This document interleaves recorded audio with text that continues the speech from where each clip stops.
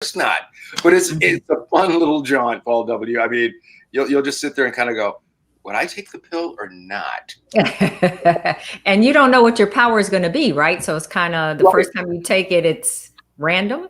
Right, because I could take it and all of a sudden it makes me small, and it's like I'm already short. I don't need to become small, So every time you have to take it again because it only lasts 5 minutes, or right? something Only like lasts that? 5 minutes, and everybody's got a watch, that has a timer on it. Oh, okay. In fact, one character I think even has an old Seiko from like the 80s, and you're just looking at it going, "Where did you find that?" Right. But yeah, it's just a fun little jaunt movie, one where you don't have to, again, think a lot. Yeah. But yeah, just a lot of action and adventure, and of course, good acting because you see who the two main stars are. It sounds like we're pushing at least 3.5. Yeah.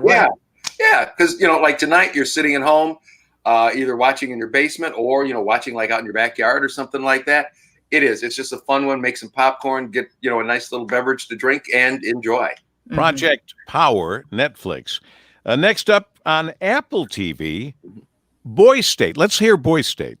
I will skip the part where I brag for 3 minutes about how great and cool I am, seeing as we are all qualified young men of skill and character. People like that stuff. Sounds good, yeah. People like that stuff a lot. A message of unity, as good as it sounds, is not winning anyone any elections. As to the political views voiced in my speech, sometimes you gotta say what you gotta say in an attempt to win.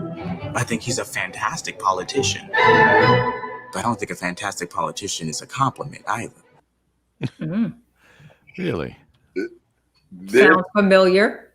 This movie is a trip, as we used to say back in the day. It's based off of a real group, because in fact, Bill Clinton went there, Dick Cheney went there, and several other, politicians who are still around today. It takes place in Texas. And really, it's kind of like this training camp for young men to get into politics. And, it's even weirder when you think about today, how now, like when we were growing up, Paul W., remember it was the boys club, but now it's the boys and girls club and different things like that, where this is still only guys, only boys. And, you watch it, and I don't want to say anything because it goes on both sides, but it's just weird to just see this training and just to see how these guys begin to act and begin to go up against each other on, the different sides. It's a fascinating watch. You'll just kind of sit there at some point with your jaw dropped like, really? Okay, yeah.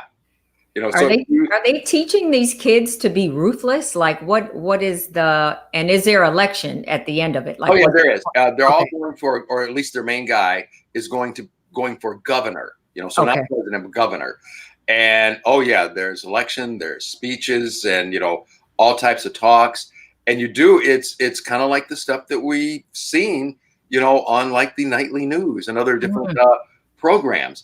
So like I said, definitely if you get a chance, check that out on Apple TV Plus. They made sure I put the plus in.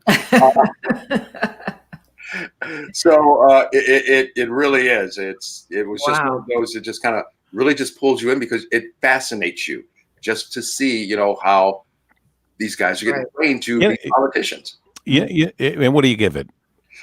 Like you said, out of our 4, definitely a good 3.5. Really? That's a good weekend then for Project Power on Netflix and on Apple TV, Boy State. And, I think it was Netflix that gave us Tiger King. Right. I was thinking the same thing. So what they are showing is that they're versatile like crazy. Because there's a series right now that we've started to watch called Love on the Spectrum. Okay.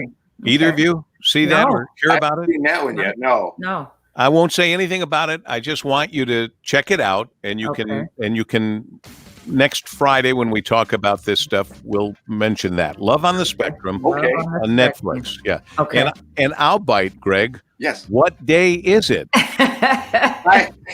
Only reason why I ever know it's Friday is because it's my radio and TV day. Other than that, I have no clue. All right. Might I suggest as your friend that people are going to ask you this question because you can't miss it when we look at you. Right.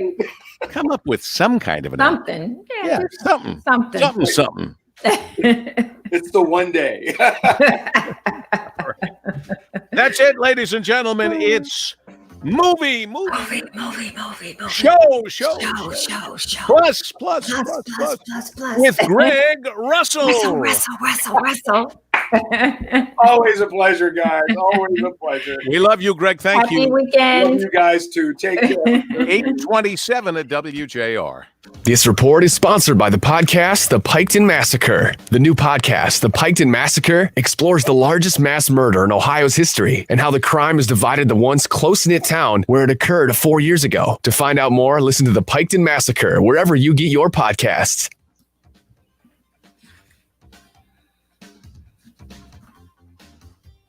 Let's check it.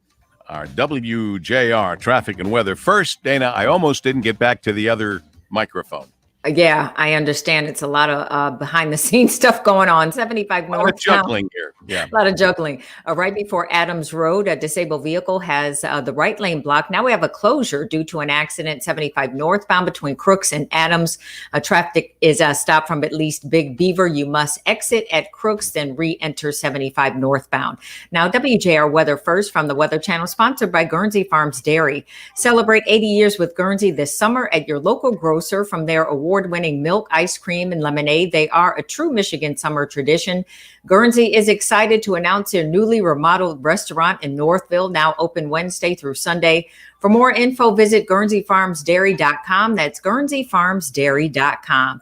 Some sun, some clouds today. Could see a passing shower this afternoon, a high of 83 tonight. A few clouds, your low 69. Sunshine, 73 degrees. I'm Dana Clark, WJR News with Dick Hafner in 1 minute.